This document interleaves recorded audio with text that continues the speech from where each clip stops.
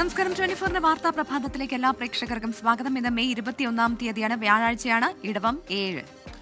ഇന്ന് നിയമസഭയിൽ നമ്മുടെ MLA-മാരുടെ സത്യപ്രതിജ്ഞ നടക്കുകയാണ്. 139 MLA-മാർ. ഇന്നലെ ജി സുധാകരൻ സത്യപ്രതിജ്ഞ ചെയ്തു, അധികാരമേറ്റു ഗവർണർക്ക് മുന്നിൽ. ഇനി ജി സുധാകരൻ പ്രോട്ടം സ്പീക്കറുടെ മുന്നിലായിരിക്കും മറ്റ് MLA-മാരുടെ സത്യപ്രതിജ്ഞ നടക്കുക. നാളെ സ്പീക്കർ തെരഞ്ഞെടുപ്പുണ്ട്. നിർണായകമായ കേന്ദ്ര മന്ത്രിസഭാ യോഗം നടക്കുന്നു. അതിലൊപ്പം തന്നെ വളരെ സന്തോഷകരമായ ഒരു ദിവസം കൂടിയാണ്. ഇന്ന് നടൻ മോഹൻലാലിൻ്റെ പിറന്നാൾ കൂടിയാണ്. മലയാളികൾക്ക് പ്രിയങ്കരനായ മലയാളത്തിൻ്റെ അഭിമാനമായ നടൻ്റെ ജന്മദിനം. ഒപ്പം അദ്ദേഹത്തിൻ്റെ ഏറെ കാത്തിരുന്ന ഒരു ദൃശ്യം 3 റിലീസ് കൂടിയാണ്. അങ്ങനെ ഒരുപാട് വിശേഷങ്ങൾ, ആവേശകരമായ കാഴ്ചകളൊക്കെ പ്രതീക്ഷിക്കുന്ന ദിനമാണിന്ന്. അതെ, ഇപ്പോൾ എല്ലാ പ്രേക്ഷകർക്കും നല്ലൊരു ദിവസം ആശംസിച്ചുകൊണ്ട് നമ്മൾ ഇന്നത്തെ വാർത്താ ദിനത്തിലേക്ക് കടക്കുകയാണ്.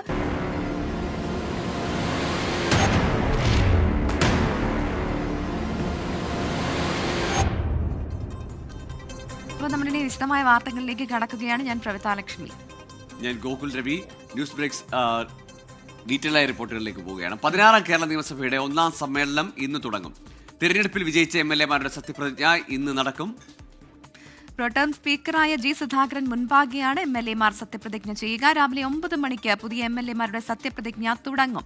ജിബിൻ JB തിരുവനന്തപുരത്ത് നിന്ന് വിവരങ്ങളുമായി ചേരുന്നത്. ജിബിൻ, അങ്ങനെ 16ാം നിയമസഭയുടെ ആദ്യ സമ്മേളനം എന്ന് വേണമെങ്കിൽ പറയാം. അത്തരത്തിൽ MLA-മാരുടെ സത്യപ്രതിജ്ഞ ഇന്ന് നടക്കാനിരിക്കുകയാണ്. പ്രോട്ടം സ്പീക്കർക്ക് മുന്നിലാണ് MLA-മാർ സത്യപ്രതിജ്ഞ ചെയ്യുക. സത്യപ്രതിജ്ഞയുടെ ഒരുക്കങ്ങൾ എവിടെ വരെയായി? മറ്റ് നടപടികൾ എന്തെങ്കിലും ഉണ്ടാകുമോ സഭയിൽ? Good morning Pravitha and Gokul. 16ാം നിയമസഭയുടെ ആദ്യ സമ്മേളനമാണ് ഇന്ന് തുടങ്ങാൻ പോകുന്നത്. ഇതിൽ തിരഞ്ഞെടുക്കപ്പെട്ടുള്ള എല്ലാ MLA-മാരും സത്യപ്രതിജ്ഞ ചെയ്യുകയും ചെയ്യുന്നുണ്ട്. കഴിഞ്ഞ ദിവസമാണ് പ്രോട്ടം സ്പീക്കറായി ജി സുധാകരൻ ഗവർണർക്ക് മുൻപേ സത്യപ്രതിജ്ഞ ചെയ്തത്. ഇന്ന് അദ്ദേഹത്തിന്റെ മുന്നിലായിരിക്കും മറ്റ് തിരഞ്ഞെടുക്കപ്പെട്ട എല്ലാ MLA-മാരും സത്യപ്രതിജ്ഞ ചെയ്യുക. അതിനു വേണ്ടിയിട്ടുള്ള ക്രമീകരണങ്ങളെല്ലാം തന്നെ നിയമസഭയിൽ പൂർത്തിയാവുകയും ചെയ്തിട്ടുണ്ട്. ഇത്തവണത്തെ പ്രത്യേകത എന്തെന്ന് പറഞ്ഞു കഴിഞ്ഞാൽ 140 അംഗ സഭയിൽ 70 പേരും പുതുമുഖങ്ങളാണ് എന്നുള്ളതാണ് ഏറ്റവും വലിയ പ്രത്യേകത. അതിൽ ഏറ്റവും കൂടുതൽ തവണ വിജയിച്ച് നിയമസഭയിൽ എത്തിയിരിക്കുന്നത് കുഞ്ഞാലിക്കുട്ടിയാണ്. കുഞ്ഞാലിക്കുട്ടി ഇത് 9ാം തവണയാണ് വിജയിച്ച് നിയമസഭയിലേക്ക് എത്തുന്നത്. തിരുവഞ്ചൂർ രാധാകൃഷ്ണനും അതുപോലെ മുൻ മുഖ്യമന്ത്രി, നിലവിലെ പ്രതിപക്ഷ നേതാവായിട്ടുള്ള പിണറായി വിജയൻ ഇത് 8ാമത്തെ തവണയാണ് വിജയിച്ച് നിയമസഭയിലേക്ക് എത്തുന്നത് എന്നുള്ളത് കൂടിയാണ് മറ്റൊരു പ്രത്യേകത എന്ന് പറയുന്നത്. അത് മാത്രമല്ല, ഇത്തവണത്തെ നിയമസഭയിൽ 13 പാർട്ടികൾക്ക് പ്രാതിനിധ്യമുണ്ട് എന്നുള്ളതാണ്. അതായത് കോൺഗ്രസിന് 63 അംഗങ്ങൾ, മുസ്ലിം ലീഗിന് 22 പേർ, കേരള കോൺഗ്രസിന് 7 പേർ, RSPക്ക് 3 പേരും, അതുപോലെ തന്നെ കുഞ്ഞികൃഷ്ണൻ ഉൾപ്പെട്ട സ്വതന്ത്രൻ ഉൾപ്പെടെ 4 പേർ, കേരള കോൺഗ്രസ് ജേക്ക വിഭാഗത്തിന് 1, RMPക്ക് 1, CMPക്ക് 1, സ്വതന്ത്രർ 3 പേർ. അതിൽ TK ഗോവിന്ദൻ ഉൾപ്പെടെയുള്ള സ്വതന്ത്രരാണ് 3 പേർ. TK ഗോവിന്ദൻ, അമ്പലപ്പുഴയിൽ നിന്ന് വിജയിച്ചു വന്ന പ്രോട്ടം സ്പീക്കറായിട്ടുള്ള ജി സുധാകരൻ. അങ്ങനെ ആകെ 102 പേരും. മറ്റ് ഒന്ന് LDFിൽ നിന്ന് CPM-ന്റെ ഭാഗമായി 26 പേർ, CPയുടെ ഭാഗമായി 8 പേർ, RJDയിൽ നിന്ന് ഒരാൾ, അങ്ങനെ 35 പേർ ആ ഭാഗത്തു നിന്നും. NDAയിൽ നിന്ന് BJPയുടെ ഭാഗമായി 3 പേർ. അങ്ങനെയാണ് ഇത്തവണത്തെ നിയമസഭയിൽ 140 അംഗങ്ങൾ എത്തിയിരിക്കുന്നത്. അതിൽ 70 പേർ പുതുമുഖങ്ങളാണ് എന്നുള്ളതാണ് ഏറ്റവും വലിയ പ്രത്യേകത എന്ന് പറയുന്നത്. എന്തായാലും ഈ സത്യപ്രതിജ്ഞ ചടങ്ങിന് വേണ്ടിയിട്ടുള്ള ഒരുക്കങ്ങളെല്ലാം തന്നെ ഇപ്പോൾ നിയമസഭയിൽ പൂർത്തീകരിക്കുകയാണ്. രാവിലെ 9 മണിയോട് കൂടിയാണ് സത്യപ്രതിജ്ഞ ആരംഭിക്കുകയും ചെയ്യുക. അല്പസമയത്തിനകം തന്നെ ഏകദേശം 8 മണിയോട് കൂടി തന്നെ MLA-മാരെല്ലാം ഇങ്ങോട്ടേക്ക് പുറപ്പെടുകയും ചെയ്യും. അതിൽ BJP MLA-മാർ എല്ലാവരും പാളയം രക്തസാക്ഷി മണ്ഡപത്തിൽ 8 മണിക്കോട് കൂടി എത്തി അവിടെ നിന്ന് പുഷ്പാർച്ചന നടത്തിയ ശേഷമാണ് BJPയുടെ MLA-മാർ ഒന്നിച്ച നിയമസഭയിലേക്ക് വരിക. മറ്റുള്ളവർ ഒന്നും തന്നെ കൃത്യമായി അറിയിച്ചില്ല. എന്തായാലും കോൺഗ്രസിന്റെ യുവ MLA-മാർ എല്ലാം തന്നെ ഒരുമിച്ചായിരിക്കും എത്തുക എന്നുള്ള ഒരു കാര്യം കൂടി കഴിഞ്ഞ ദിവസം തന്നെ അവർ പറയുകയും ചെയ്തിട്ടുണ്ട്. എന്തായാലും 8 മണിയോടുകൂടി തന്നെ നിലവിൽ തിരഞ്ഞെടുക്കപ്പെട്ടിട്ടുള്ള എല്ലാ MLA-മാരും നിയമസഭയ്ക്കുള്ളിൽ പ്രവേശിക്കുകയും ചെയ്യും. ഗോകുൽ ആൻഡ് പ്രവിത. ശരി, ജിബിൻ JB വിവരങ്ങൾ നൽകിയത്. ജിബിൻ പറഞ്ഞതുപോലെ ഗോകുൽ, അതിൽ ഏറ്റവും ശ്രദ്ധേയമായ കാര്യം പകുതിയോളം പേർ പുതുമുഖങ്ങളാണ് എന്നുള്ളതാണ്. മാത്രമല്ല, യുവാക്കളുടെ പ്രാതിനിധ്യം അത് ഇത്തവണ കുറച്ച് കൂടുതലാണെന്ന് കൂടി തോന്നുന്നു, അല്ലേ? അപ്പം മുഖ്യമന്ത്രിയും സംഘവും ഇപ്പുറത്തെ വശത്തേക്ക് മറുവശത്തേക്ക് ഇരിക്കുകയാണ്. ഇനി വളരെ സംഖ്യയിൽ വളരെ കുറവുമാണ്. കഴിഞ്ഞ തവണത്തെ പ്രതിപക്ഷത്തിൻ്റെ അത്ര പോലും ബലമില്ല. ഒരുപക്ഷെ ചരിത്രത്തിലെ ഏറ്റവും വലിയ പരാജയം നേരിട്ട ഇടതുമുന്നണി ഇനി എങ്ങനെയാണ് സഭയിൽ പ്രവർത്തിക്കുക? ഒപ്പം BJPക്ക് 3 അംഗങ്ങളുണ്ട്. മുൻപ് ഒരു അംഗമായിരുന്നെങ്കിൽ ഇത്തവണ 3 അംഗമാണ്. അപ്പോൾ അവരുടെ സഭയിലെ പ്രവർത്തനം എങ്ങനെയായിരിക്കും, പ്രതികരണങ്ങൾ എങ്ങനെയാവും, എല്ലാം ആകാംക്ഷയാണ്. പക്ഷേ ഇന്ന് സത്യപ്രതിജ്ഞ മാത്രമാണ് സഭയിൽ നടക്കുക. ഇനി മറ്റൊരു പ്രധാനപ്പെട്ട വാർത്തയിലേക്ക് പോവുകയാണ്. മോഡലിംഗിന്റെ മറവിൽ സെക്സ് റാക്കറ്റും മനുഷ്യക്കടത്തും നടത്തിയ കേസിലെ മുഖ്യപ്രതി സിന്ധുവിനെ ഇന്ന് കോടതിയിൽ ഹാജരാക്കും. ഇന്നലെ വൈകിട്ടോടെയാണ് സിന്ധുവിനെ കൊച്ചിയിലെത്തിച്ചത്. 2 ദിവസത്തിന് ശേഷം സിന്ധുവിനെ കസ്റ്റഡിയിൽ വാങ്ങി ചോദ്യം ചെയ്യും. വിഷ്ണു സുരേഷാണ് വിവരങ്ങളുമായി കൊച്ചിയിൽ നിന്ന് ചേരുന്നത്. വിഷ്ണു, ഇനിയും പ്രതികളെ വിദേശത്തു നിന്ന് എത്തിക്കാനുണ്ട്. അതിനപ്പുറത്തേക്കുള്ള ആളുകളിലേക്ക് അന്വേഷണം നീങ്ങുന്നുണ്ടോ? കൂടുതൽ കണ്ണുകൾ ഉണ്ടാവും ഈ കേസിൽ, അല്ലെങ്കിൽ ഒരു വലിയ ഒരു സംഘം ഇതിന് പിന്നിൽ ബുദ്ധികേന്ദ്രമായി പ്രവർത്തിച്ചിട്ടുണ്ടെന്നുള്ള ഇപ്പോൾ തന്നെ police മനസ്സിലാക്കുന്നുണ്ടല്ലോ.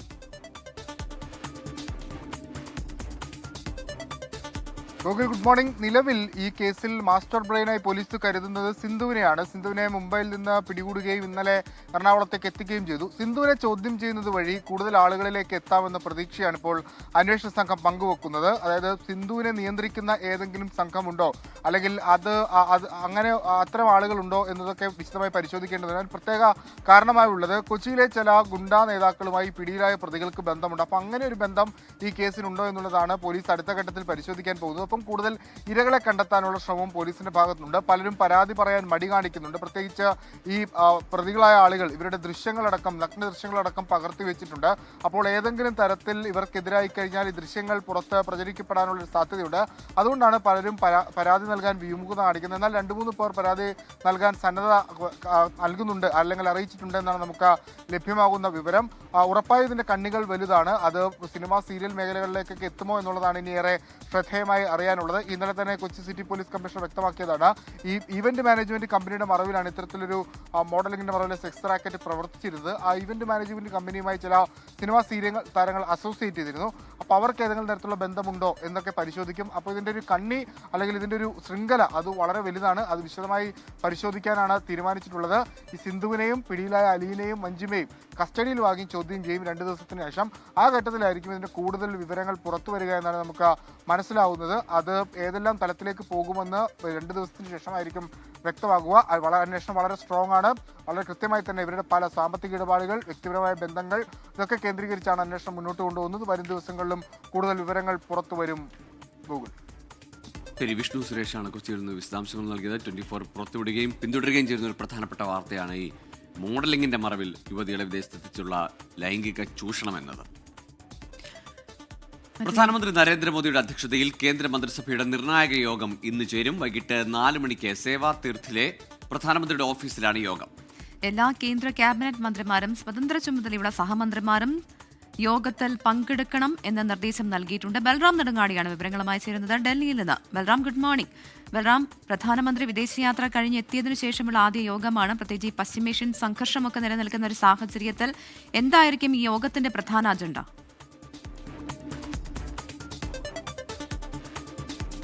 Very good morning Pravitha, Gokul.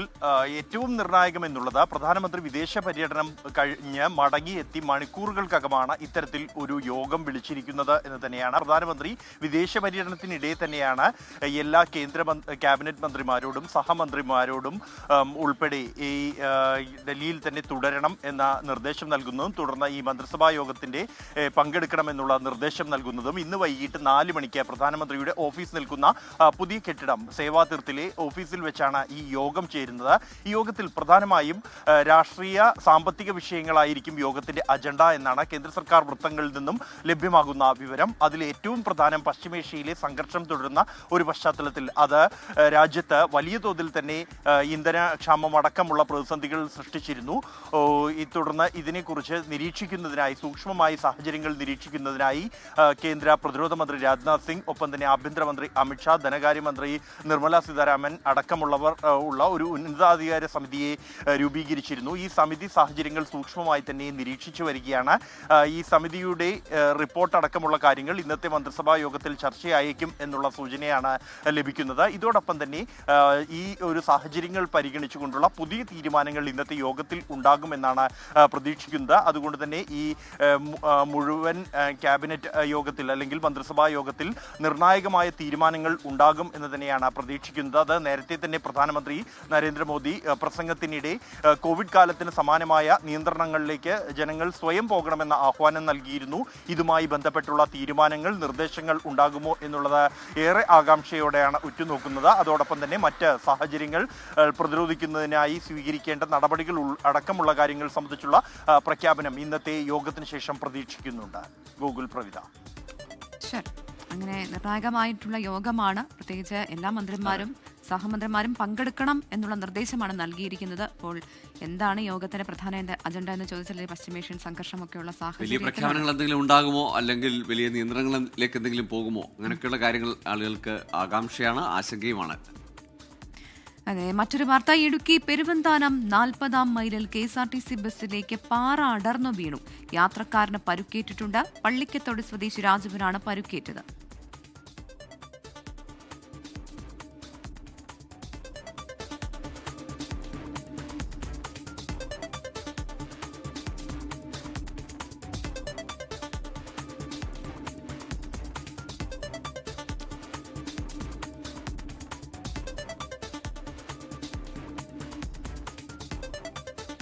Rahul വിജയനുണ്ട് ഇടുക്കിയിൽ നിന്ന് വിവരങ്ങളുമായി. രാഹുൽ, എപ്പോഴാണ് ഈ സംഭവം നടന്നത്? ഈ യാത്രക്കാരന് രാജുവിന് കാര്യമായ പരിക്കുണ്ടോ? ഗോകുൽ 4:45 കൂടിയാണ് ഈ അപകടം നടക്കുന്നത് എന്നുള്ളതാണ് ഏറ്റവും പ്രധാനപ്പെട്ട കാര്യം. കുമളിയിൽ നിന്ന് കോട്ടയത്തേക്ക് പോവുകയായിരുന്ന KSRTC ബസിന്റെ മുകളിലേക്കാണ് ഈ പാറ അടർന്നു വീണത്. പെരുവന്താനം 40-ാം മൈലിലാണ് ഈ സംഭവം നടക്കുന്നത്. KSRTC ബസിന്റെ പിൻവശത്തായിട്ടാണ് ഈ പാറ വന്ന് പതിച്ചത്. പിൻവശത്തിരുന്നിരുന്ന യാത്രക്കാരനായിട്ടുള്ള പള്ളിക്കത്തോട് സ്വദേശി രാജുവാണ്. രാജുവിന് സാരമായിട്ടുള്ള പരിക്കേറ്റിട്ടുണ്ട്. ഇദ്ദേഹത്തെ ആശുപത്രിയിൽ പ്രവേശിപ്പിച്ചു എന്നുള്ളതാണ് മനസ്സിലാക്കാനും കഴിയുന്നത്. നിലവിൽ എന്തായാലും ഈ പാറ വലിയ പാറയാണ്. ആ പാറ അടർന്നു വീണതോട് കൂടി ആ വഴിയുള്ള ഗതാഗതം ഭാഗികമായി തടസ്സപ്പെടുകയും ചെയ്തിട്ടുണ്ട്. പാറ ഉൾപ്പെടെ നീക്കാൻ ഉള്ള നടപടി സ്വീകരിക്കുകയും ചെയ്തിട്ടുണ്ട്. എന്തായാലും വലിയ അപകടമാണ് ഒഴിവായത്. ബസിന്റെ പിൻവശത്ത് വന്ന് പാറ തട്ടി മാറിപ്പോയതുകൊണ്ടാണ് അപകടത്തിന്റെ തീവ്രത കുറഞ്ഞത് എന്നുള്ളതാണ് ഏറ്റവും എടുത്തു പറയേണ്ട കാര്യവും. ശരി രാഹുൽ, ഏതായാലും ഇടുക്കി പെരുവന്താനത്താണ് ഈ അപകടം ഉണ്ടായിരിക്കുന്നത്. ഒരു പ്രതികരണം ഉണ്ട് അതിലേക്ക്. ചെങ്ങണ്ണൻ ഡിപ്പോളിന്റെ വണ്ടിയാണ് അത്. കുമളിയിൽ നിന്ന് കോട്ടയം പോണ വഴിക്ക് ഇപ്പൊ രാത്രി സംഭവിച്ചാണ്. ഒരു 4:45 കഴിഞ്ഞ് കഴിഞ്ഞപ്പോൾ മുകളിൽ നിന്ന് ഒരു പാറ വന്ന് ബാക്കിലടിച്ച് ഒരു യാത്രക്കാരന് പരിക്കുണ്ട്. വേറെ കുഴപ്പങ്ങളൊന്നുമില്ല. പിന്നെ വണ്ടിക്ക് ചെറിയ പരിക്കുകളുണ്ട്. പെട്ടെന്നാണ് പാറ, നമുക്ക് ശ്രദ്ധിച്ചില്ലല്ലേ, മുകളിൽ നിന്ന് ഊർന്നു വരെയായിരുന്നു. ഈ പിറന്നാൾ ദിനത്തിൽ ഈ റിലീസ് ഒരുമിച്ച് വരുന്നു എന്നുള്ള സന്തോഷം കഴിഞ്ഞ ദിവസം നമുക്ക് നൽകിയ അഭിമുഖത്തിലും മോഹൻലാൽ പങ്കുവച്ചിരുന്നു. തന്നെക്കാൾ തന്റെ പിറന്നാൾ മറ്റുള്ളവർ ആഘോഷിക്കുന്നതിൽ സന്തോഷമെന്ന് മോഹൻലാൽ 24നോട്. പിറന്നാൾ ദിനത്തിൽ തന്നെ ദൃശ്യം 3 റിലീസാകുന്നത് വലിയ ഭാഗ്യമെന്നും മോഹൻലാൽ പറഞ്ഞു. സാധാരണ സിനിമകൾ റിലീസാകുന്നത് ഒരു വെള്ളിയാഴ്ച വ്യാഴാഴ്ചയൊക്കെയാണ്. ഈ പിറന്നാൾ ഒരു തിങ്കളാഴ്ച ആണെങ്കിൽ ഇത് അന്ന് റിലീസ് ചെയ്യാൻ പറ്റില്ല. അപ്പൊ ഇത് ഭാഗ്യത്തിന് ഒരു ഈശ്വരന്റെ കടാക്ഷം പോലെ ഒരു വ്യാഴാഴ്ചയാണ്. അപ്പൊ ഇനി വരണം, ഇനി അടുത്ത ഒരു മെയ് 21-ാം തീയതി വ്യാഴാഴ്ച വരണമെന്നില്ല. അപ്പൊ ഇനി നോക്കണം ഏതൊക്കെ വ്യാഴാഴ്ചയിലാണ് ഒരു നല്ല സിനിമ അല്ലെങ്കിൽ ഇത്രയും കാത്തിരുന്ന ഒരു സിനിമ കൊടുക്കുന്നത്. തീർച്ചയായിട്ടും അത് ആ ഒരു ബർത്ത്ഡേ എന്ന് പറയുന്നത് ആഘോഷിക്കപ്പെടുന്ന, അതുകൊണ്ടല്ല അങ്ങനെ ബർത്ത്ഡേ ആഘോഷിക്കാത്ത ഒരുപാട് പേരുണ്ട്. നമ്മളെക്കാട്ടിലും എൻ്റെ ബർത്ത്ഡേ വേറെ ഒരുപാട് പേര് ആഘോഷിക്കുന്നുണ്ട്. അപ്പൊ ആഘോഷങ്ങളില്ല. അതെ, അപ്പൊ അതിന്റെ ഭാഗമാകാൻ ഈ സിനിമയ്ക്ക് സാധിച്ചത് വലിയ കാര്യം. അതിന്റെ ഭാഗമാകാൻ എനിക്ക് സാധിച്ചത് വലിയ കാര്യം. ഇനി മറ്റൊരു പ്രധാനപ്പെട്ട വാർത്ത. ഇന്നലെ വന്ന വാർത്തയാണ് പെരിയ ഇരട്ടക്കൊലപാതക കേസിലെ പ്രതികൾക്ക് ജാമ്യം ലഭിച്ചു എന്നുള്ളത്. അതെ, ക്ഷമിക്കണം, പരോളിലിറങ്ങി എന്നുള്ളത്. പെരിയ ഇരട്ടക്കൊലപാതക കേസിൽ പുനരന്വേഷണം വേണമെന്ന് കൊല്ലപ്പെട്ട ശരത് ലാലിന്റെ കുടുംബം ഇപ്പോൾ ആവശ്യപ്പെട്ടിരിക്കുകയാണ്. ഗൂഢാലോചനയിൽ പങ്കാളികളായവർ പുറത്തുണ്ടെന്നും അവരെ നിയമത്തിന് മുന്നിലെത്തിക്കാൻ അന്വേഷണം കൊണ്ട് മാത്രമേ സാധിക്കൂവെന്നും ശരത് ലാലിന്റെ പിതാവ് സത്യനാരായണൻ 24നോട് പറഞ്ഞു. LDF സർക്കാരിൽ നിന്ന് തങ്ങൾക്ക് നീതി ലഭിച്ചില്ല. കണ്ണൂർ സെൻട്രൽ ജയിലിൽ പ്രതികൾക്ക് സുഖവാസമായിരുന്നുവെന്നും അതീവ സുരക്ഷാ ജയിലിലേക്ക് മാറ്റണമെന്നുള്ള ആവശ്യം ഉന്നയിച്ച് മുഖ്യമന്ത്രിയെ കാണുമെന്നും സത്യനാരായണൻ 24നോട് പറഞ്ഞു. പെരിയ കല്യോട്ടെ ശരത് ലാലിൻ്റെ പിതാവ് സത്യനാരായണൻ നമുക്കൊപ്പം ചേരുകയാണ്. സത്യല, നേരത്തെ നിങ്ങൾ പറഞ്ഞിരുന്നു, പിന്നെ സർക്കാരിനൊക്കെ പലതവണ സമീപിച്ചാണ്, നീതി കിട്ടിയില്ല എന്നൊക്കെ പറഞ്ഞിരുന്നു. പുതിയ സർക്കാരാണ്, എങ്ങനെയാണ് മുഖ്യമന്ത്രിയെ കാണാൻ പോകുന്നുണ്ടോ, എന്താണ്? അല്ല, ഇനിയിപ്പോൾ നമ്മളിപ്പോൾ ഈ കഴിഞ്ഞുപോയ സർക്കാർ ഏതായാലും നമ്മൾക്ക് എതിരായിട്ട് പ്രതികൾക്ക് വേണ്ടി അവരെ സംരക്ഷിക്കാൻ വേണ്ടി നടത്തിയ പ്രവർത്തനമാണ് നമ്മൾ കണ്ടുകൊണ്ടിരുന്നത്. പിന്നെ അവർ എന്ത് പറഞ്ഞാൽ ഈ പ്രതികളെ രക്ഷിക്കാനുള്ള ചുമതല പോലെയാണ് അവർ കളിച്ചത്. അപ്പോൾ ഈ ഇലക്ഷൻ കഴിഞ്ഞില്ലേ, ഈ ഇലക്ഷൻ കഴിഞ്ഞതിന് ശേഷമുള്ള ഗ്യാപ്പിൽ ഇപ്പോൾ 10-20 ദിവസത്തേക്ക് ഇപ്പോൾ 10 പ്രതികളെയും പരോളിൽ വിട്ടിട്ടാണുള്ളത്. ഇപ്പം ഈ ജയിൽ മാറ്റമൊക്കെ നിങ്ങൾ ആവശ്യപ്പെടുന്നുണ്ട്? അതിൻ്റെ ഭാഗമായിട്ട് തന്നെ ജയിൽ മാറ്റം, അതായത് അതിസുരക്ഷാ ജയിലിലേക്ക് ഇവരെ കൊണ്ടുപോകുന്നത്. ഇവർക്ക് വല്ലാണ്ടുള്ള സൗകര്യങ്ങളാണ് ഇവർ സർക്കാർ ചെയ്തു കൊടുത്തിട്ടുള്ളത്. സെൻട്രൽ ജയിൽ, കണ്ണൂർ സെൻട്രൽ ജയിലിൽ അവർക്ക് പരമസുഖമാണ്, എല്ലാ സൗകര്യങ്ങളും ഉണ്ട്. അപ്പോൾ അതിനെതിരെ ഇവരെ ഈ ജയിൽ മാറ്റത്തിന് വേണ്ടിയിട്ടും അവിടെയുള്ള സുഖ സൗകര്യങ്ങൾ ചെയ്യുന്നതിനും അതിൻ്റെ തക്കതായ ശിക്ഷ അനുഭവിക്കത്ത രീതിയിൽ ആ ജയിൽ ശുദ്ധമാക്കാൻ വേണ്ടിയിട്ടും നമുക്കൊരു ഒരു റിപ്പോർട്ടായിട്ട് നമ്മൾക്ക് ഈ സർക്കാരിനെ സമീപിച്ചുകൊണ്ട് പറയും. നിങ്ങളിപ്പം മുഖ്യമന്ത്രിയെ കാണാൻ പോകുന്നുണ്ടെന്ന് പറഞ്ഞു, എന്താണ് മുഖ്യമന്ത്രിയോട് ആവശ്യപ്പെടുന്നത്? 10 പേര് ഇപ്പോൾ പുറത്ത് വിചാരണ കഴിഞ്ഞ് വെറുതെ വിട്ടവരുണ്ട്. അവർക്ക് ഇതിനെതിരെ ഹൈക്കോടതിയിൽ അപ്പീൽ കൊടുക്കാനുണ്ട്. അത് കഴിഞ്ഞാൽ നമുക്ക് ഇതിലെ ഒരു തുടരന്വേഷണം, ഇതിൻ്റെ ബാക്കി ഒരു അന്വേഷണത്തിന് വേണ്ടിയിട്ട് നമുക്ക് സർക്കാരിനെ സമീപിക്കാനുണ്ട്. 3-4 പേര് ഇവിടെ നമ്മുടെ നാട്ടിൽ ഇപ്പോൾ പരസ്യം നടക്കുന്നുണ്ട്. ഇതിൻ്റെ പ്രധാന കണ്ണികളാണ് ഈ കൊലപാതകത്തിൽപ്പെട്ട്. അപ്പോൾ അവരെയൊക്കെ ഒരു പുനരന്വേഷണത്തിൽ കൂടെ അവരെ പ്രതി ചേർക്കപ്പെടാനും അതിനുവേണ്ടി അന്വേഷണത്തിന് വേണ്ടിയിട്ട് അപേക്ഷകൾ കൊടുക്കാനും അങ്ങനെ എല്ലാവരെയും ഇതിൽപ്പെട്ട എല്ലാം ഈ ക്രൂരകൃത്യം ചെയ്ത എല്ലാവരെയും പിടിക്കപ്പെട്ട് ജയിലാക്കാനുള്ള ഒരു ഉദ്ദേശമാണ് നമ്മൾക്കുള്ളത്. അതിന് വേണ്ടുന്ന പ്രവർത്തനമായിട്ട് മുമ്പോട്ട് പോയിട്ട് പുതിയ സർക്കാർ നമ്മൾ സമീപിക്കും.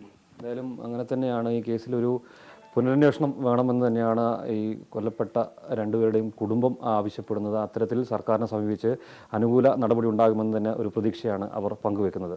പ്രദീപ് നാരായണൻ, 24, കാസർഗോഡ്. മറ്റൊരു വാർത്തയിലേക്ക്. നീറ്റ് UG പുനഃപരീക്ഷയിൽ നിർദ്ദേശങ്ങളുമായി കേന്ദ്ര സർക്കാർ. സമൂഹ മാധ്യമങ്ങൾ നിരീക്ഷിക്കാൻ കേന്ദ്ര വിദ്യാഭ്യാസ മന്ത്രി ധർമ്മേന്ദ്ര പ്രധാൻ നിർദ്ദേശം നൽകി. തെറ്റായ വിവരങ്ങൾ പ്രചരിപ്പിക്കുന്ന ചാനലുകൾ കണ്ടെത്തി നീക്കം ചെയ്യാനാണ് നിർദ്ദേശം. ടെലഗ്രാം, മെറ്റ, ഗൂഗിൾ എന്നിവയുൾപ്പെടെയുള്ള സോഷ്യൽ മീഡിയ പ്ലാറ്റ്ഫോമുകളുടെ പ്രതിനിധികളുമായി നടത്തിയ യോഗത്തിലാണ് നിർദ്ദേശം നൽകിയത്. ബൽറാം നെടുങ്ങാടി ഡൽഹിയിൽ നിന്ന് ചേരുകയാണ്. ബൽറാം, ഇന്നലെ നിർണായകമായ യോഗമാണ് മന്ത്രി ധർമ്മേന്ദ്ര പ്രധാന്റെ അധ്യക്ഷതയിൽ ചേർന്നത്. ഇതിൽ ഇപ്പോൾ സമൂഹമാധ്യമങ്ങളിലെ നിയന്ത്രണങ്ങൾ ഉൾപ്പെടെ മറ്റെന്തൊക്കെ തീരുമാനങ്ങൾ ഉണ്ടായിട്ടുണ്ട്? ഒപ്പം തന്നെ CBI അന്വേഷണം അതെവിടെ എത്തി നിൽക്കുന്നു?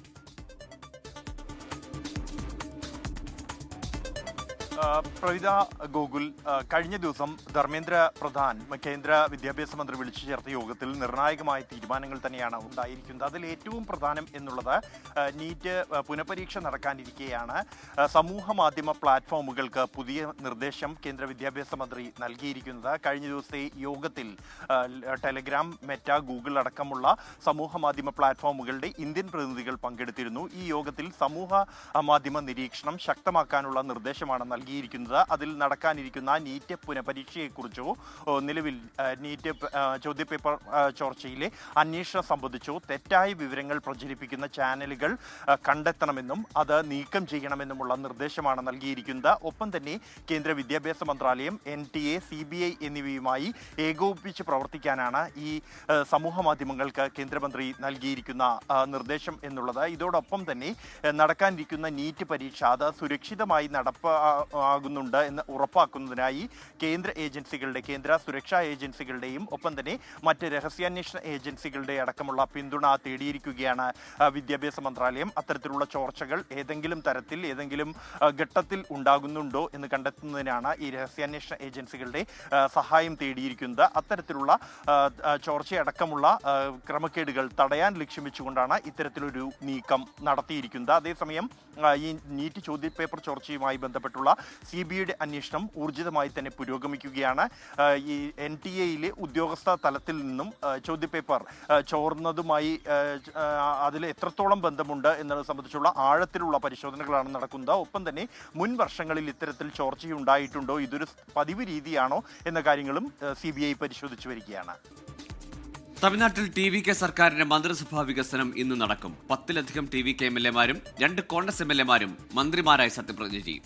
രാവിലെ 10 മണിക്ക് ലോക് ഭവനിലാണ് സത്യപ്രതിജ്ഞ. 59 വർഷങ്ങൾക്ക് ശേഷമാണ് തമിഴ്നാട്ടിൽ കോൺഗ്രസ് മന്ത്രിസഭയിൽ അംഗമാകുന്നത്. മനേഷ് മൂർത്തി വിവരങ്ങളുമായി ചെന്നൈയിൽ നിന്ന് ചേരുന്നു. Manesh, good morning. തമിഴ്നാടിനെ സംബന്ധിച്ച് TVK അധികാരത്തിലെത്തിയതിനു ശേഷം മന്ത്രിസഭാ വികസനത്തിലേക്ക് വളരെ പെട്ടെന്ന് തന്നെ കടക്കുകയാണ്. അതിൽ കോൺഗ്രസ് 59 വർഷത്തിന് ശേഷം മന്ത്രി പദവിയിലേക്ക് എത്തുന്നു എന്നുള്ള പ്രത്യേകതയുണ്ട്. ഒപ്പം തന്നെ ലീഗിനെയും BCKയെയും ഈ മന്ത്രിപദം നൽകാമെന്ന് പറഞ്ഞ് TVK ക്ഷണിച്ചിട്ടുണ്ട്. എങ്ങനെയാണ് ഇതുമായി ബന്ധപ്പെട്ടുള്ള അപ്ഡേറ്റ്സ്?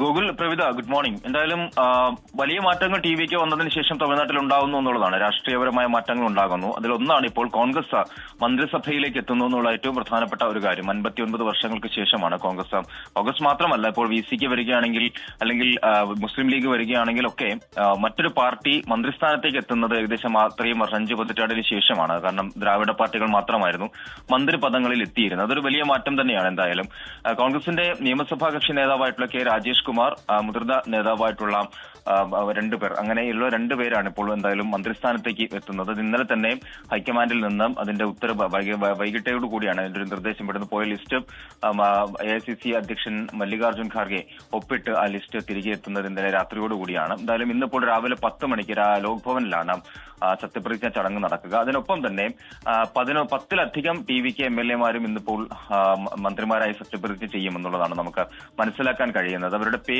പേരോ മറ്റു കാര്യങ്ങളോ ഒന്നും തന്നെയില്ല. വിജയുടെ വിശ്വസ്തരായിട്ടുള്ള 3 പേർ ഉൾപ്പെടെയുള്ള 10-ലധികം പേർ എന്തായാലും ഇപ്പോൾ മന്ത്രിമാരായ സത്യപ്രതിജ്ഞ ചെയ്യും 10 മണിക്ക് നടക്കുന്ന ചടങ്ങിലെന്നാണ് മനസ്സിലാക്കാൻ കഴിയുന്നത്. മറ്റൊന്ന്, മുസ്ലിം ലീഗിനെയും അതുപോലെ തന്നെ വിടുതല ചിരുത്തകൾ കക്ഷിയെയും മന്ത്രിസഭയിൽ അംഗങ്ങളാവാൻ വേണ്ടി ക്ഷണം നേരത്തെ തന്നെ ടിവിക്ക് നൽകിയിരുന്നതാണ്. അക്കാര്യത്തിൽ എന്തായാലും ഇന്നൊരു തീരുമാനം ഉണ്ടാകും.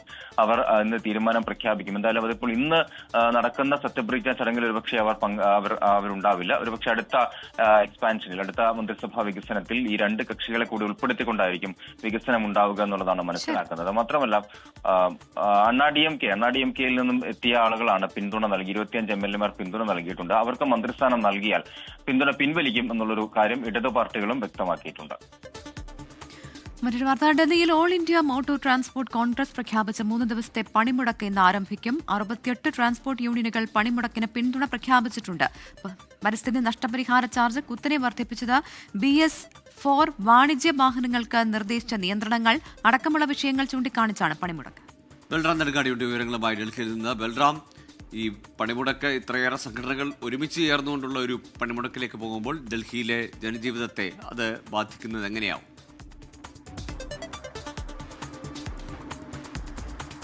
ഗോകുൽ, പ്രവിധ, ഈ ട്രാൻസ്പോർട്ട് പണിമുടക്ക് ഡൽഹിയിലെ ജനജീവിതത്തെ ഗുരുതരമായി തന്നെ ബാധിച്ചേക്കും എന്നുള്ള വിലയിരുത്തലാണ് ഉള്ളത്. All India motor transport Congress ആണ് 3 ദിവസത്തെ പണിമുടക്കിന് ആഹ്വാനം ചെയ്തിരിക്കുന്നത്. അതിന് 68 മോട്ടോർ ട്രാൻസ്പോർട്ട് യൂണിയനുകൾ പിന്തുണ പ്രഖ്യാപിച്ചിട്ടുമുണ്ട്. ഏതാണ്ട് 20 ലക്ഷത്തിലധികം വാഹനങ്ങൾ ഈ പണിമുടക്കിന്റെ ഭാഗമായി നിരത്തിൽ ഇറങ്ങില്ല ഈ 3 ദിവസം എന്നാണ് സംഘാടകർ പ്രഖ്യാപിച്ചിരിക്കുന്നത്. പ്രധാനമായും ഡൽഹിയെ സംബന്ധിച്ചിടത്തോളം പച്ചക്കറി അടക്കമുള്ള വിഭവങ്ങളെല്ലാം തന്നെ മറ്റ് സംസ്ഥാനങ്ങളിൽ നിന്നും, സമീപ സംസ്ഥാനങ്ങളായ പഞ്ചാബ്, ഹരിയാന, ഉത്തർപ്രദേശ് എന്നിവിടങ്ങളിൽ നിന്നും എത്തേണ്ടതുണ്ട്. അതുകൊണ്ട് തന്നെ ഇതിന്റെ നീക്കത്തെ ഗുരുതരമായി തന്നെ ഈ പണിമുടക്ക് ബാധിക്കും എന്നാണ് പ്രതീക്ഷിക്കുന്നത്. ഇന്നെന്തായാലും രാവിലെ കാര്യമായി ബാധിച്ചിട്ടില്ല. വിപണികളെല്ലാം തന്നെ സാധാരണ നിലയിൽ തുറന്നിട്ടുണ്ട്. എന്നാൽ ഇന്ന് വൈകിട്ടോടുകൂടി തന്നെ സ്ഥിതിഗതികൾ മാറുന്ന സാഹചര്യം ഉണ്ടാകും എന്നാണ് പ്രതീക്ഷിക്കുന്നത്. അത് വലിയ ആശങ്കയോടെ തന്നെയാണ് ജനങ്ങൾ കാണുന്നതും. പ്രധാനമായും ഈ പരിസ്ഥിതി ആഘാത സെസ് അത് വർദ്ധിപ്പിച്ചതും BS4 അനുസരിച്ചുള്ള നിയന്ത്രണങ്ങൾ കടുപ്പിച്ചതുമാണ് ഈ ട്രാൻസ്പോർട്ട് യൂണിയനുകൾ പ്രതിഷേധിക്കാൻ കാരണമായിരിക്കുന്നത്. ഇത് വലിയ സാമ്പത്തിക ആഘാതം തങ്ങൾക്കുണ്ടാകുന്നു എന്നും അതുകൊണ്ട് തന്നെ ഈ തീരുമാനങ്ങൾ പുനഃപരിശോധിക്കണമെന്നും ആവശ്യപ്പെട്ടുകൊണ്ടാണ് ട്രാൻസ്പോർട്ട് സംഘടനകൾ 3 ദിവസത്തെ പണിമുടക്ക് പ്രഖ്യാപിച്ചിരിക്കുന്നത്. 20 ലക്ഷത്തിലേറെ വാഹനങ്ങൾ ഈ പണിമുടക്കിൽ പങ്കെടുക്കുമെന്നാണ് മനസ്സിലാക്കുന്നത്. അങ്ങനെയെങ്കിൽ ഡൽഹിയുടെ സാധാരണ നിലയിലുള്ള ജീവിതത്തെ അത് സാരമായി തന്നെ ബാധിക്കാനുള്ള സാധ്യതയുണ്ട്. ബൽറാം നെടുങ്ങാടിയാണ് ഡൽഹിയിൽ നിന്ന് വിവരങ്ങൾ നൽകിയത്. ഇലക്ട്രിക് ബസ്സുകൾക്കും ട്രക്കുകൾക്കും വൻ സാമ്പത്തിക ആനുകൂല്യങ്ങൾ പ്രഖ്യാപിക്കുന്നത് കേന്ദ്രം പരിഗണിക്കുന്നു. വർദ്ധിച്ചു വരുന്ന ഇന്ധന പ്രതിസന്ധിയുടെ പശ്ചാത്തലത്തിലാണ് നീക്കം. സ്വകാര്യ ഇന്റർസിറ്റി ഓപ്പറേറ്റർമാരെയും സംസ്ഥാനങ്ങളെയുമാണ് കേന്ദ്രം ഇതിനായി ലക്ഷ്യമിടുന്നത്. ഫോസിൽ ഇന്ധന ഉപയോഗം കുറച്ച് പൊതുഗതാഗതം പൂർണ്ണമായും EV ആക്കി മാറ്റാനുള്ള ശ്രമങ്ങളുടെ ഭാഗമായാണ് നടപടി. മലിനീകരണം കുറയ്ക്കുക, രാജ്യത്തിന്റെ ഊർജ്ജ സുരക്ഷ ശക്തിപ്പെടുത്തുക എന്നിവയും ലക്ഷ്യമുണ്ട്. നിർദ്ദേശത്തിന് രൂപം നൽകുന്നതിനായി പ്രധാനമന്ത്രിയുടെ ഓഫീസും വ്യവസായ പങ്കാളികളുമായും ഈ മാസം കൂടിക്കാഴ്ച ആരംഭിക്കാൻ സാധ്യതയുണ്ട്. ബജറ്റ് വലുപ്പം, യോഗ്യമായ വാഹന വിഭാഗങ്ങൾ, സബ്സിഡി ഘടന എന്നിവ ചർച്ച ചെയ്ത് തീരുമാനിക്കും.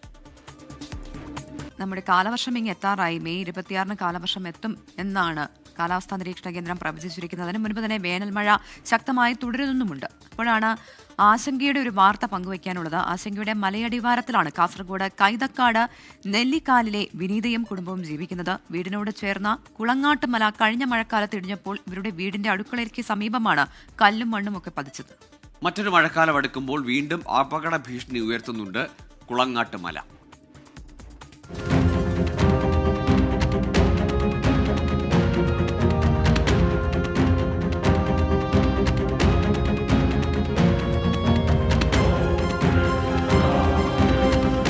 കഴിഞ്ഞ കാലവർഷത്തിൽ വലിയൊരു ശബ്ദത്തോടെ കുന്നിടിഞ്ഞു വന്നതാണ് ഈ കാണുന്ന മൺകൂനകൾ. വീട്ടുമുറ്റത്തോളം കുന്നിടിഞ്ഞിറങ്ങിയപ്പോൾ ഭാഗ്യം കൊണ്ടാണ് അമ്മയും ഭർത്താവും 2 മക്കളും അടങ്ങുന്ന വിനീതയുടെ കുടുംബം രക്ഷപ്പെട്ടത്. കുന്നിനു മുകളിൽ വിള്ളൽ നിലനിൽക്കുന്നത് ആധി ഇരട്ടിയാക്കുന്നു. ഒരു ഉരുൾപൊട്ടൽ തന്നെ, കുന്നിടിയലല്ല അതെന്ന് പറഞ്ഞാൽ ഈ വിണ്ട് കീറിയ ഭാഗത്ത് വെള്ളം വീണിട്ട് അങ്ങനെ വന്നതാണ്. നമുക്കിത് സത്യം പറഞ്ഞാൽ ഒന്നും ഉറങ്ങാൻ പോലും കഴിയുന്നില്ല. ഒരു ഓല വീഴുന്നൊരു ശബ്ദം ആ കേൾക്കുമ്പോൾ തന്നെ മല വന്നു എന്ന് പറഞ്ഞിട്ട് എല്ലാവരും പേടിക്കുന്നത്. അത്രയും പേടിച്ചിട്ടാണ് നമുക്ക് ഒന്നും ഉറങ്ങാൻ എത്ര നാളായി എന്നറിയാം ഒന്നും ഉറങ്ങാൻ കഴിയാത്തത്. കഴിഞ്ഞ വർഷം കുന്നിടിഞ്ഞപ്പോൾ കുറച്ചു ദിവസത്തേക്ക് ഇവരെ മാറ്റിയതല്ലാതെ പിന്നീട് ആരും തിരിഞ്ഞു നോക്കിയിട്ടില്ല. 1 രൂപ പോലും സാമ്പത്തിക സഹായം ലഭ്യമാകാതെ വന്നപ്പോൾ കയ്യിലുള്ളതെല്ലാം പെറുക്കിക്കൂട്ടി കിട്ടിയ തുക കൊണ്ട് മുറ്റത്തോളം എത്തിയ മൺകൂനകൾ നീക്കി. മുകളിലുള്ള വിള്ളലിൽ മഴവെള്ളം കിനിഞ്ഞിറങ്ങിയാൽ വീണ്ടും കുന്നിടിഞ്ഞ് താഴേക്ക് പതിക്കുമോ എന്ന ആശങ്കയും ഇവർക്കുണ്ട്. ചെറുതായി മഴ പൊടിഞ്ഞു തുടങ്ങുമ്പോൾ പോലും പേടിയാണ്. അന്ന് ക്യാമ്പിൽ കൊണ്ടുപോയി നമുക്ക് ഒരു 4 ദിവസം ഭക്ഷണം തന്നല്ല, പിന്നെ ഒരാൾ നമ്മളെ തിരിഞ്ഞു നോക്കിയിട്ട് 1 രൂപയുടെ സഹായം പോലും കിട്ടിയിട്ടുമില്ല. പഞ്ചായത്ത് അന്ന് പേരിന് കുറച്ച് മണ്ണെടുത്തിന്, ബാക്കി നമ്മൾ 10-20,000 രൂപ ചിലവാക്കിയിട്ട് നമ്മൾ മണ്ണെടുത്തു. ഇപ്പോൾ എടുത്ത് ഇനി ഒരുപാട് മണ്ണെടുക്കാൻ അതിനുള്ള സാമ്പത്തിക സ്ഥിതി നമുക്കില്ല. നേരത്തെ മഴവെള്ളം ഒഴുകിപ്പോയിരുന്ന ചാലടക്കം ഇപ്പോൾ മണ്ണ് നിറഞ്ഞ് മൂടിയിട്ടുണ്ട്. മഴ ശക്തിപ്പെട്ടാൽ കുത്തിയൊലിച്ചു വരുന്ന വെള്ളം ഇനി ഒഴുകിപ്പോവുക തൊട്ടടുത്തുള്ള ഉന്നതിയിലേക്കാകും. മണ്ണിടിച്ചിൽ ഭീഷണി നിലനിൽക്കുന്ന കുളങ്ങാട്ടുമല വനഭൂമിയാണ്. 1 വർഷത്തിനുള്ളിൽ എല്ലാ പ്രശ്നങ്ങളും പരിഹരിക്കുമെന്ന് പറഞ്ഞു പോയവർ ഈ പ്രയാസങ്ങൾ കണ്ടില്ലെന്ന് നടിക്കുമ്പോൾ ഇനി തങ്ങൾ ആരെ സമീപിക്കുമെന്ന നിസ്സഹായതയോടെ ചോദിക്കുകയാണ് ഇവിടുത്തുകാർ. കുളങ്ങാട്ടുമലയിൽ നേരത്തെ ഉണ്ടായിരുന്ന വിള്ളലിന്റെ വ്യാപ്തി വർദ്ധിച്ച് കുന്ന് 2ആയി മാറിയ നിലയിലാണ്.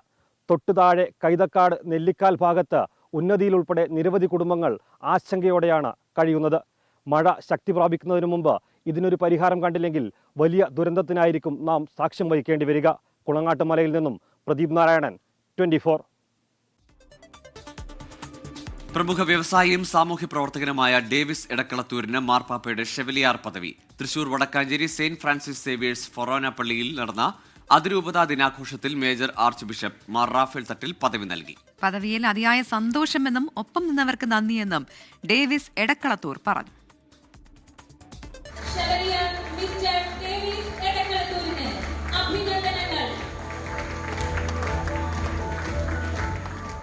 ഖത്തർ കേന്ദ്രീകരിച്ചു പ്രവർത്തിക്കുന്ന വ്യവസായ ശൃംഖലയായ ബ്ലൂദാൻ ട്രേഡിംഗിന്റെ ചെയർമാനായ ഡേവിസ് എടക്കളത്തൂർ ഫ്ലവേഴ്സ് 24 ഗ്രൂപ്പിന്റെ ഡയറക്ടർ കൂടിയാണ്. ചടങ്ങിൽ major archbishop Mar Raphael തട്ടിലാണ് ഷെവലിയാർ പുരസ്കാരം സമ്മാനിച്ചത്. കത്തോലിക്ക സഭയിലെ പരമോന്നത ബഹുമതിയായ ഷെവലിയർ പട്ടം കിട്ടിയതിൽ അത്യധികം സന്തോഷിക്കുന്നു. സഭയോടും സഭയുടെ പ്രവർത്തനങ്ങളോടും അതോടൊപ്പം തന്നെ പിതാക്കന്മാരോടും വൈദികരോടും സന്യസ്തരോടും ആത്മായരോടും ഒപ്പം നിന്നുകൊണ്ട് അവരോട് തോളോട് തോൾ ചേർന്നുകൊണ്ട് പ്രവർത്തിക്കാനുള്ള കൂടുതൽ ഉത്തരവാദിത്വം ഈ ബഹുമതിയിൽ കൂടെ എനിക്ക് ലഭിച്ചിരിക്കുകയാണ്. ഡേവിസ് എടക്കളത്തൂരിന് പുറമെ ഡോക്ടർ മേരി റെജീനയ്ക്ക് മാർപ്പാപ്പയുടെ ദാമ പുരസ്കാരവും professor KM Francis, advocate Biju Kundukulam എന്നിവർക്ക് ഷെവലിയാർ പുരസ്കാരവും ചടങ്ങിൽ സമ്മാനിച്ചു. തൃശൂർ അതിരൂപത അധ്യക്ഷൻ ആൻഡ്രൂസ് താഴത്തടക്കമുള്ള വിശിഷ്ടാതിഥികൾ ചടങ്ങിൽ പങ്കെടുത്തു. 24 തൃശൂർ. കായിക വാർത്തകൾ.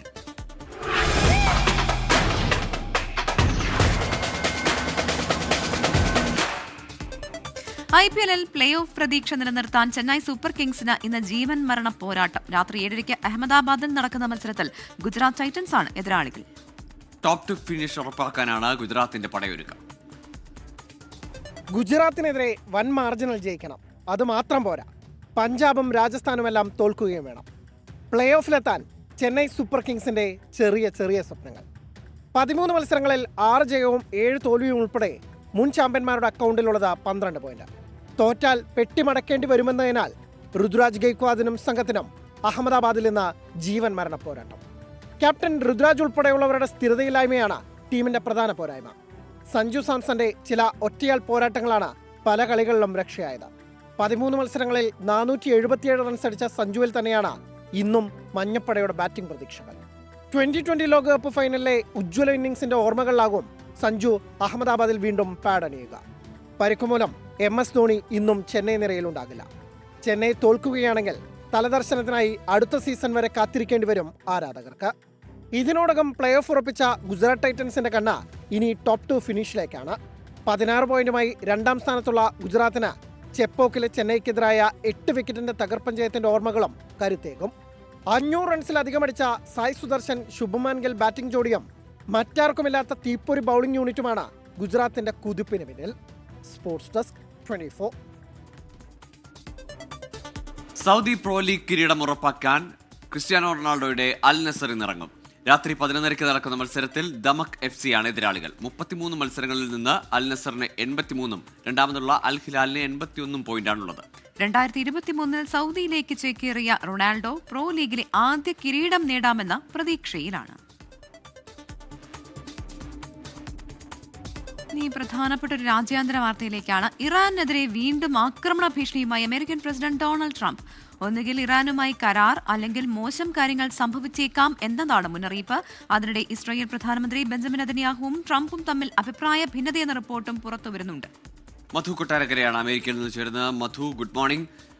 ഈ കഴിഞ്ഞ കുറേ ദിവസങ്ങളായി ആക്രമണ മുനമ്പിലാണ്, അല്ലെങ്കിൽ ആക്രമണം നടത്തും, അതിൽ നിന്നൊടുവിൽ പിന്മാറി എന്നൊക്കെയുള്ള പ്രഖ്യാപനങ്ങൾ ഉണ്ടായിരുന്നു ട്രംപിന്റെ ഭാഗത്തു നിന്ന്. ഈ കരാറിലേക്ക് എത്താൻ ഇറാനുമേൽ വലിയ സമ്മർദ്ദമുണ്ടെങ്കിൽ പോലും അത് സാധ്യമാകാത്തൊരു സ്ഥിതിയിലാണ് ഇപ്പോൾ ഇസ്രയേൽ കൂടി ആക്രമണത്തിൽ നിന്നുള്ള പിന്മാറ്റത്തിൽ എതിർപ്പറിയിച്ചു എന്ന റിപ്പോർട്ടുകൾ വരുന്നത്. Good morning Pravitha, Gokul. ഈ ഇറാനുമായിട്ടുള്ള ചർച്ചകൾക്ക് ഈ പ്രാവശ്യം മുൻകൈ എടുത്തത് ഗൾഫ് രാജ്യങ്ങളാണ്, പ്രത്യേകിച്ച് സൗദി, ഖത്തർ, UAE എന്നീ രാജ്യങ്ങളാണ്. ഇന്ന് ഡൊണാൾഡ് ട്രംപ് പറഞ്ഞത് ഈ ചർച്ചകൾ അതിന്റെ അവസാന ഘട്ടത്തിലാണ്, എന്നാൽ അത് എന്ത് സംഭവിക്കുമെന്ന് കാത്തിരുന്ന് കാണാമെന്നാണ്. പക്ഷേ നേരത്തെ ഗോകുൽ സൂചിപ്പിച്ചതുപോലെ ഇസ്രായേൽ പ്രധാനമന്ത്രി ബെഞ്ചമിൻ നെതന്യാഹുവും ഡൊണാൾഡ് ട്രംപും തമ്മിൽ വലിയ അഭിപ്രായ ഭിന്നത എന്നുള്ള റിപ്പോർട്ടുകളും വരുന്നുണ്ട്. കഴിഞ്ഞ ദിവസങ്ങളിൽ ഇവർ ഞായറാഴ്ചയും പിന്നീട് ചൊവ്വാഴ്ചയും ഒക്കെ നീണ്ട ടെലിഫോൺ സംഭാഷണങ്ങൾ ഉണ്ടായിരുന്നു. ഇറാന് നേരെ ചൊവ്വാഴ്ച നടത്താനിരുന്ന ആക്രമണങ്ങൾ മാറ്റിവെച്ചതിൽ നെതന്യാഹു വളരെ അപ്സെറ്റാണ്. ഡൊണാൾഡ് ട്രംപിനെ പ്രതിഷേധം അറിയിച്ചതായിട്ടാണ് നമുക്ക് ലഭിക്കുന്ന റിപ്പോർട്ടുകൾ. ഈ സൈനിക നടപടി പുനരാരംഭിക്കുവാൻ ഡൊണാൾഡ് ട്രംപിന്റെ മേൽ നെതന്യാഹു വലിയ സമ്മർദ്ദം ചെലുത്തതായിട്ടുള്ള റിപ്പോർട്ടുകളും വരുന്നുണ്ട്. ഒന്നുകിൽ ഇറാനുമായിട്ടുള്ള കരാർ, അല്ലെങ്കിൽ വളരെ മോശപ്പെട്ട ചില കാര്യങ്ങൾ സംഭവിച്ചേക്കാമെന്നുള്ള ട്രംപിന്റെ മുന്നറിയിപ്പ് ഇതോടൊപ്പം വരുന്നുണ്ട്. എന്നാൽ അങ്ങനെ ഒന്നും സംഭവിക്കില്ല എന്ന് പ്രതീക്ഷയോടെ ഇരിക്കാമെന്ന് ട്രംപ് എന്നാൽ മറുവശത്ത് പറയുകയും ചെയ്യുന്നുണ്ട്. അതേസമയം ഇറാനും അമേരിക്കയും തമ്മിൽ പാകിസ്ഥാൻ വഴി മെസ്സേജുകൾ കൊടുത്തുകൊണ്ടിരിക്കുകയാണെന്നാണ് ഇറാൻ വിദേശകാര്യ മന്ത്രാലയ വക്താവ് ഇസ്മയിൽ ബഗായി പറയുന്നത്. സമ്മർദ്ദത്തിലൂടെ ഇറാനെ കീഴടക്കാമെന്നുള്ളത് അമേരിക്കയുടെ ഒരു വ്യാമോഹം മാത്രമാണെന്ന് ഇറാൻ പ്രസിഡന്റ് മസൂദ് പെസഷ്കിയാനും പറയുന്നു. നയതന്ത്ര പരിഹാരത്തിനുള്ള എല്ലാ വഴികളും ഇറാൻ തുറന്നിട്ടിരിക്കുകയാണെന്നാണ് പെസഷ്കിയാൻ പറയുന്നത്. ശരി, മധു കൊട്ടാരക്കരയാണ് അമേരിക്കയിൽ നിന്ന് വിശദാംശങ്ങൾ നൽകിയത്. ഏതായാലും ട്രംപിനെതിരെ, ട്രംപിന്റെ ആക്രമണത്തിലുള്ള പിന്മാറ്റത്തിലാണ് ഇപ്പോൾ ഇസ്രായേലിനും നെതന്യാഹുവിനുമൊക്കെ എതിർപ്പും അല്ലെങ്കിൽ അഭിപ്രായ വ്യത്യാസവും ഉണ്ടായിരിക്കുന്നത്. സമ്മർദ്ദം അമേരിക്കയുടെ ഭാഗത്തുനിന്ന് ഉണ്ടാകുന്നുണ്ടെങ്കിൽ പോലും ഇറാൻ ഒരു കരാറിലേക്ക് ഇതുവരെയും എത്തിയിട്ടില്ല. സമ്മർദ്ദം അങ്ങനെ വിലപ്പോകില്ല എന്നതാണ് ഇറാന്റെ പ്രതികരണം വരുന്നത്. ക്യൂബയുടെ മുൻ പ്രസിഡന്റ് റൗൾ കാസ്ട്രോയ്ക്കെതിരെ ക്രിമിനൽ കുറ്റം ചുമത്തി US നീതിന്യായ വകുപ്പ്. 1996 ക്യൂബൻ അമേരിക്കൻ പ്രവാസി സംഘടനയായ ബ്രദേഴ്സ് ടു ദ റെസ്ക്യൂവിന്റെ 2 വിമാനങ്ങൾ ക്യൂബൻ സൈന്യം വെടിവെച്ചിട്ടതുമായി ബന്ധപ്പെട്ടാണ് കുറ്റം ചുമത്തിയിരിക്കുന്നത്. അന്നത്തെ ആക്രമണത്തിൽ 3 അമേരിക്കൻ പൗരന്മാരടക്കം 4 പേർ കൊല്ലപ്പെട്ടിരുന്നു. അമേരിക്കൻ പൗരന്മാരെ വധിച്ചതിനും വിമാനം തകർത്തതിനും റൗൾ കാസ്ട്രോ ഉത്തരവാദിയെന്ന് കുറ്റപത്രം. ഫിദൽ കാസ്ട്രോ മന്ത്രിസഭയിൽ അന്ന് പ്രതിരോധ മന്ത്രിയായിരുന്ന ഫിദലിന്റെ സഹോദരനായ റൗൾ കാസ്ട്രോയുടെ പേരമകൻ റൗൾ റോഡ്രിഗസ് കാസ്ട്രോയുമായി അമേരിക്ക ചർച്ചകൾ നടത്തിയതായും റിപ്പോർട്ടുകളുണ്ടായിരുന്നു. ക്യൂബയ്ക്കെതിരായ ഉപരോധം കടുപ്പിക്കുന്ന ഉത്തരവിൽ മെയ് ആദ്യവാരം ട്രംപ് ഒപ്പിട്ടിരുന്നു. കഴിഞ്ഞയാഴ്ച CIA മേധാവി ജോൺ റാഡ്ക്ലിഫ് ക്യൂബൻ സർക്കാരുമായി ചർച്ചകളും നടത്തിയിരുന്നു. മുംബൈയിലേക്കാണ്. മുംബൈ ബാന്ദ്രയിൽ റെയിൽവേ സ്റ്റേഷന് ചേരി പ്രദേശം ബുൾഡോസർ കൊണ്ട് ഇടിച്ചു നിർത്തുന്ന നടപടി ഇന്ന് 3ാം ദിവസത്തിലേക്ക് കടന്നിരിക്കുകയാണ്. വൻ പോലീസ് സന്നാഹത്തിന്റെ അകമ്പടിയോടെയാണ് ഈ നടപടി പുരോഗമിക്കുന്നത്. അനധികൃത കയ്യേറ്റം നീക്കാൻ ഹൈക്കോടതി ഉത്തരവിട്ട സാഹചര്യത്തിലാണ് വൻ ചേരി ഒഴിപ്പിക്കൽ നടക്കുന്നത്.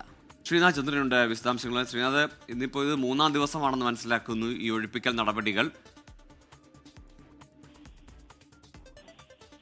ഗൂഗിൾ പ്രവിധ, സമീപകാലത്ത് മുംബൈയിൽ നടക്കുന്ന ഏറ്റവും വലിയ ചേരി ഒഴിപ്പിക്കലാണ് ഇപ്പോൾ ബാന്ദ്ര റെയിൽവേ സ്റ്റേഷന് പുറത്ത് നടക്കുന്നത്.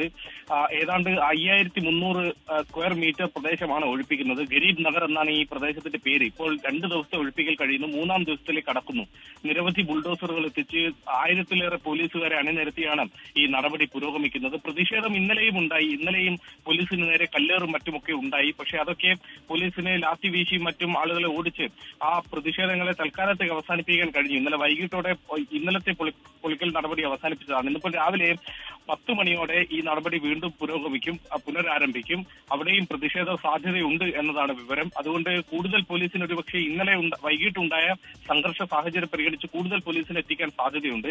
ഈ ഭൂമി വെസ്റ്റേൺ റെയിൽവേയുടെ ഭൂമിയാണ്. വർഷങ്ങളായി ഇവിടെ കുടിയേറി താമസിക്കുന്നവരാണ് ഇപ്പോൾ ഒഴിപ്പിക്കപ്പെടുന്നത്. 600 കോടിയോളം മൂല്യം വരുന്ന ഒരു ഭൂമിയാണ് ഇത് എന്നതാണ്. മാത്രമല്ല ഹൈക്കോടതി ഉത്തരവിട്ടത് ഒഴിപ്പിക്കാൻ ഒഴിപ്പിക്കാം. മാത്രമല്ല ഇത് ഒഴിപ്പിച്ചു കഴിഞ്ഞാൽ ഈ ഭൂമിയിൽ റെയിൽവേയുടെ വികസന പ്രവർത്തനങ്ങൾ നടത്താൻ കഴിയും എന്നതാണ് വെസ്റ്റേൺ റെയിൽവേ പറയുന്നത്. 5 ദിവസത്തെ ഒഴിപ്പിക്കൽ കഴിഞ്ഞതിന് ശേഷം പിന്നീട് വേലി കെട്ടി ഈ പ്രദേശത്തെ തിരിച്ച് പിന്നീട് ഒരു കയ്യേറ്റമില്ലാതെ ഉറപ്പിച്ചു നിർത്താൻ കഴിയും എന്നത് റെയിൽവേ പറയുന്നത്. അതിനുശേഷം പുതിയ പ്ലാറ്റ്ഫോം, കൂടുതൽ ട്രെയിനുകൾ അടക്കം റെയിൽവേ വികസനം കാര്യമായി നടക്കാൻ പോവുകയാണ് എന്നതാണ് വെസ്റ്റേൺ റെയിൽവേ പറയുന്നത്. ശരി, ശ്രീനാഥ് ചന്ദ്രനാണ് വിശദാംശങ്ങൾ നൽകിയത് മുംബൈയിൽ നിന്ന്. എറണാകുളം കിഴക്കമ്പലത്തെ മലയിടം തുരുത്തിൽ ഭൂമി ഏറ്റെടുക്കുന്നതുമായി ബന്ധപ്പെട്ട അഭിഭാഷക കമ്മീഷൻ ഇന്ന് കോടതിയിൽ റിപ്പോർട്ട് സമർപ്പിക്കും. തിരിച്ചുപിടിക്കേണ്ട 2.5 ഏക്കറോളം ഭൂമിയിൽ പ്രാഥമിക നടപടികൾ ആരംഭിച്ചെന്ന് കോടതിയെ ബോധ്യപ്പെടുത്തും. ഭൂമി ഏറ്റെടുക്കുന്നതിനെതിരെ 8-ലധികം വരുന്ന പട്ടികജാതി കുടുംബങ്ങളുടെ എതിർപ്പ് തുടരുകയാണ്. ലാൽകൃഷ്ണനാണ് കൊച്ചിയിൽ നിന്ന് വിവരങ്ങളുമായി ചേരുന്നത്. ലാൽ, കഴിഞ്ഞ 15 തവണയായി ഇതിപ്പോൾ അഭിഭാഷക കമ്മീഷൻ എത്തുന്നു, അവിടുന്ന് ഒഴിപ്പിക്കൽ നടപടികളുടെ ഭാഗമായുള്ള നടപടികൾ സ്വീകരിക്കുന്നു, പക്ഷേ എവിടെയും എത്തിയില്ല. ഈ റിപ്പോർട്ടിൽ എന്തൊക്കെ കാര്യങ്ങളായിരിക്കും സൂചിപ്പിക്കുക? സ്വാഭാവികമായിട്ടും ഇവിടെ താമസിക്കുന്ന ആളുകളുടെ പ്രത്യേക എതിർപ്പ് തന്നെയാണ് ഇതിനകത്ത് പ്രതികൂല ഘടകമായിട്ട് വരുന്നത്. കാരണം അവർക്ക് മറ്റിടങ്ങൾ പോകാനില്ല. മാത്രമല്ല ഈ കേസിന്റെ തുടർ നീക്കങ്ങൾ, ഹൈക്കോടതിയിലടക്കം ഈ കേസിന്റെ തുടർ നീക്കങ്ങൾ നടന്ന സമയത്ത് ആ കേസുമായി മുന്നോട്ട് പോകാനുള്ള സാമ്പത്തിക സ്ഥിതിയും ഈ പ്രദേശവാസികളായിട്ടുള്ള ആളുകൾക്ക് ഉണ്ടായിരുന്നില്ല എന്നുള്ളതാണ് അവർ പ്രധാനമായിട്ടും പറയുന്നത്. എന്നാലും അഭിഭാഷക കമ്മീഷൻ 15ാം തവണ എത്തിയത് അകത്തേക്ക് കയറാൻ സാധിച്ചു എന്നുള്ളതും സ്ഥലങ്ങൾ സന്ദർശിക്കാൻ സാധിച്ചു എന്നുള്ളത് അടക്കമുള്ള കാര്യങ്ങളാണ് പറയുക. അതിനകത്ത് മാർക്ക് ചെയ്തിട്ടുണ്ട് എന്ന കാര്യം രേഖപ്പെടുത്തുന്നതിനോടൊപ്പം പോലീസിന്റെ ഭാഗത്തുനിന്നുണ്ടായ ഇടപെടൽ അതിനെ ഏറെ ഗുണം ചെയ്തു എന്ന് സൂചിപ്പിക്കും. പക്ഷേ സർക്കാരിന്റെ ഭാഗത്തുനിന്ന് പ്രതികൂലമായ നടപടികളാണ് ഉണ്ടാകുന്നത്. അത് കമ്മീഷനെ ബാധിക്കുന്നുണ്ട് എന്ന കാര്യം കൂടി അദ്ദേഹം സൂചിപ്പിക്കുമെന്ന കാര്യമാണ് അറിയുന്നത്. വിഷയം സംസ്ഥാന തലത്തിൽ തന്നെ ഏറ്റെടുക്കാനാണ് CPM-ന്റെ തീരുമാനം. കാരണം കഴിഞ്ഞ 10 കൊല്ലത്തിലധികമായിട്ട് CPM ഭരിക്കുന്ന സമയത്തൊന്നും ഈ പ്രദേശത്ത് താമസിക്കുന്ന ആളുകൾക്ക് പ്രശ്നമുണ്ടായിരുന്നില്ല. ഇപ്പോൾ പെട്ടെന്ന് അധികാര കൈമാറ്റത്തിന് പിന്നാലെ ഇവരെ ബാധിക്കുന്ന രീതിയിലേക്ക് പ്രശ്നം മാറി എന്ന കാര്യം ഇന്നലെ ഇവിടെ എത്തിയ CPM-ന്റെ മുൻ MLA-യും അതോടൊപ്പം തന്നെ ജില്ലാ സെക്രട്ടറി അടക്കമുള്ള ആളുകളും സൂചിപ്പിക്കുകയും ചൂണ്ടിക്കാണിക്കുകയും ചെയ്തിരുന്നു. എന്തായാലും ഇന്ന് രാജീവ് അടക്കമുള്ള നേതാക്കൾ എത്തി ഈ സമരത്തെ ഏറ്റെടുക്കാനുള്ള തീരുമാനത്തിലേക്കാണ് CPM കടക്കുന്നത്. ശരി, ലാൽകൃഷ്ണനാണ് വിവരങ്ങൾ നൽകിയത് കൊച്ചിയിൽ നിന്ന്. ഇതൊരു ന്യൂസ് ബ്രേക്സിന്റെ സമയം ഇവിടെ പൂർണ്ണമാവുകയാണ്. വാർത്തകൾ അവസാനിക്കുന്നില്ല.